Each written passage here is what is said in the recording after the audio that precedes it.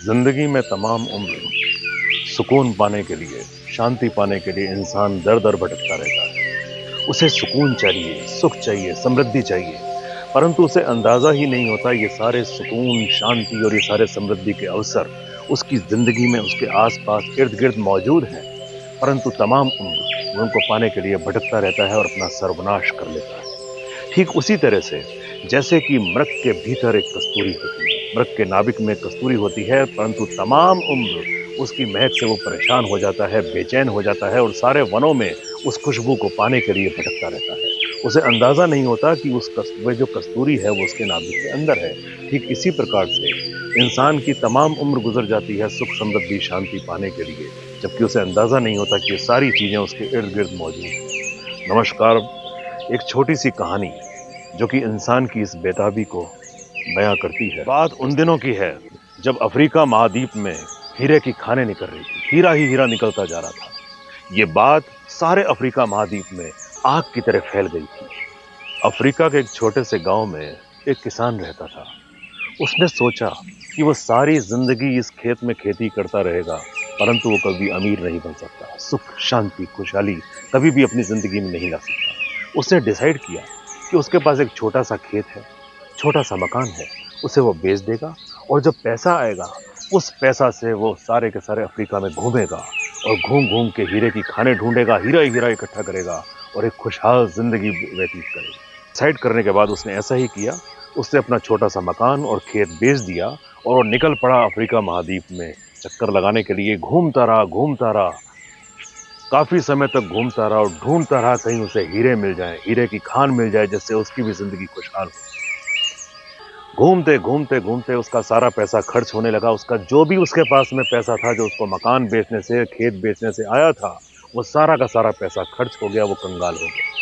उसके पास रोटी खाने के लिए पैसे नहीं बचे। ऊंचे पहाड़ से नदी में कूद कर अपनी जान दे दी। यदि किसान का पॉजिटिव एटीट्यूड अपनी जिंदगी के प्रति होता और परमपिता परमेश्वर पर उसका अटूट विश्वास होता, तो अपना खेत नहीं बेचता और अपना सर्वनाश नहीं करता।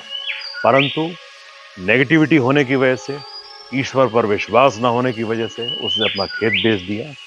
ये कहानी उस किसान की नहीं है, ये कहानी की है जिसको खेत बेचा गया था। वो लगातार उस खेत में खेती कर रहा था।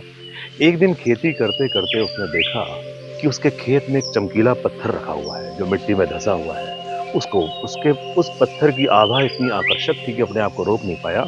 उसे उसने उठाया और अपने घर ले आया और डेकोरेटिव आइटम के रूप में उस पत्थर को उसने अपने घर पर सजा दिया। एक बार उसका मित्र उसके घर उससे मिलने आया। उसने देखा ये चमकीला सा जो पत्थर रखा हुआ है ये क्या है। उसने कहा मुझे तो पता नहीं क्या है, मेरे खेत में निकला था और मैं इसे यहाँ पर लेकर आया।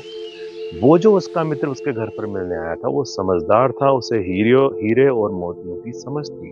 उस चमकीले पत्थर को छुआ और देखा और उसने कहा आपको मालूम है ये क्या है? ये तो हीरा है। तुम्हारा खेत खेत नहीं है, वह तो हीरो की खान है। तुरंत इसकी खुदाई कराओ। उस किसान ने उसके कहने पर खेत की खुदाई करवाई और खुदाई कराने पर हीरे ही हीरे निकलते गए और वो मालामाल होने लगा। एक वो किसान था जिसके खुद के खेत की जमीन के नीचे हीरे मौजूद थे, हीरों की खान मौजूद थी, लेकिन वो ताजिंदगी हीरे पाने के लिए भटकता रहा और अपने सर्वनाश कर लिया। ये कहानी हमको प्रेरणा देती है। परमपिता परमेश्वर ने जब इंसान की रचना की तो उसके चारों तरफ सुख, समृद्धि के तमाम अवसर ईश्वर ने हमें बख्शे हैं, परंतु इंसान परमपिता परमेश्वर पर विश्वास नहीं करता।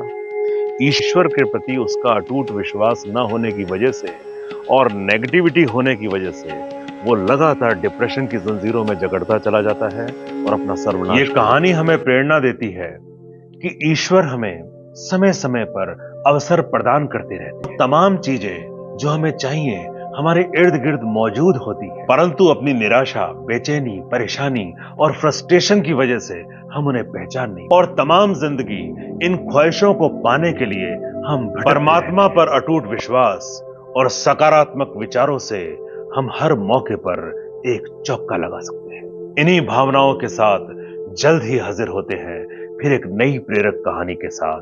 धन्यवाद, आभार। इस चैनल को अपना प्रेम और आशीर्वाद देने के लिए आपका बहुत बहुत धन्यवाद। आभार।